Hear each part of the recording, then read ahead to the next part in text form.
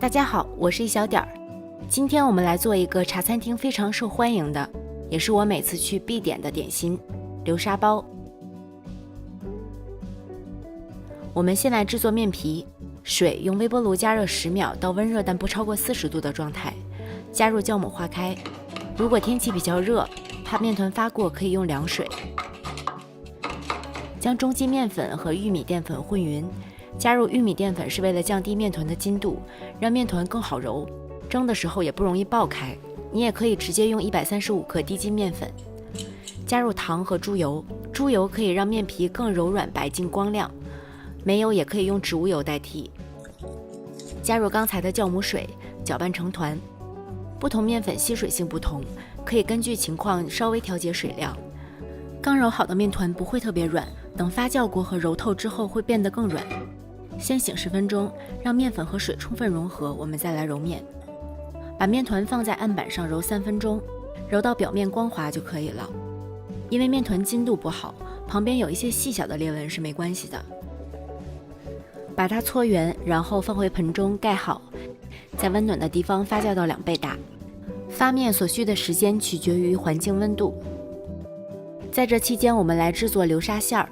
准备3个咸蛋黄，我用的是熟的，如果是生蛋黄，需要用油泡1晚上。蛋黄不论生熟，都用烤箱180摄氏度烤8分钟，或者用蒸锅蒸10分钟。蛋黄烤制的过程中，将冷水和吉利丁粉搅匀。用吉利丁片的话，可以参考屏幕上的步骤。将溶液隔水加热，我用的玻璃杯厚，所以温度传导进来不会过高。如果担心加热过度，可以不要让盆底碰到水。加热到溶液变透明就可以了，不要过度加热。吉利丁在50到60度之间就会融化了，温度高会导致它失效。将黄油用微波炉加热25秒左右，直到融化。将烤好的蛋黄过筛，加入奶粉和糖拌匀。所有可替换的材料我都会列在信息栏中。加入刚才的吉利丁溶液搅匀，再慢慢倒入黄油搅拌均匀。我们今天利用的是吉利丁的凝固作用，如果不用吉利丁，要加很多黄油才能起到高温融化、低温凝固的效果，热量会比较高。将准备好的馅儿放到冰箱冷藏30分钟定型。将定型好的馅儿搅匀，这样比较容易捏成球。然后分成7份，每份约23克。将每份馅儿搓成球，尽量搓得圆一些，然后拿到冰箱冷藏备用。这是发好的面团，体积增加到2倍大。用手指蘸取面粉，在中间戳一个洞，它既不回缩也不反弹。将面团转移到案板上排气揉匀，这个时候其实是不需要加干粉的，因为它也不会粘。我们今天用的是2次发酵法。2发的方法做圆形的包子有个挑战，就是一定要把面团排气揉匀，否则做出的包子表面很不光滑。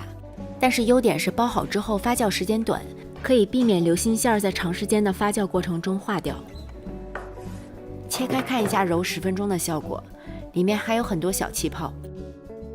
这是揉了15分钟的效果，气泡已经少很多了，如果能揉到完全没有气泡会更好。把面团搓成长条，然后切成7份，每份30克。将其余的面团盖好，防止风干。取一个剂子，利用它光滑的侧面当朝外的皮，压扁，稍微给它整圆。看一下这个外表是一点坑洼都没有的。如果形状不太规整，可以向中间捏一捏，让它形成一个光滑的表面。把剂子光面朝下，擀成一个8厘米左右的，中间厚边上薄的皮儿。看一下背面很光滑，这样蒸好的包子表面才光滑。这是一个不太合格的产品，可以看到表面有一些小坑，包好之后包子就不会特别漂亮，但是也不影响口感。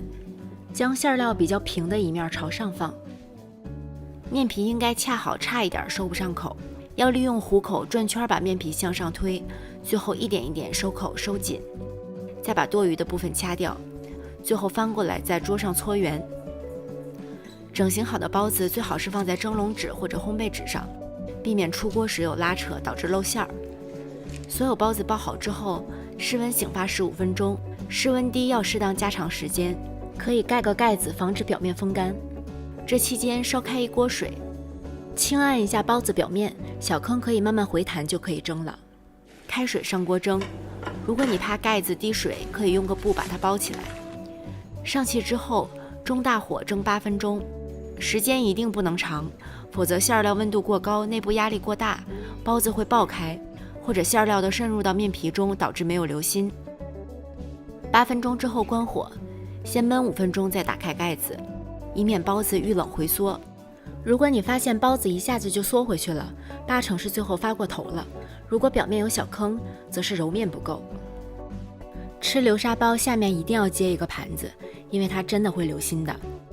蒸好的包子一定要趁热享用才好吃，咸蛋黄的鲜香配上奶香，金灿灿会流动的馅料配上松软白净的包子皮，味道和口感都是绝配。谢谢大家的收看，如果你也喜欢流沙包，请不要忘记给这个视频点赞并订阅我的频道。B 站的朋友请不要忘记投币、转发、收藏。我是小点儿，我们下期再见。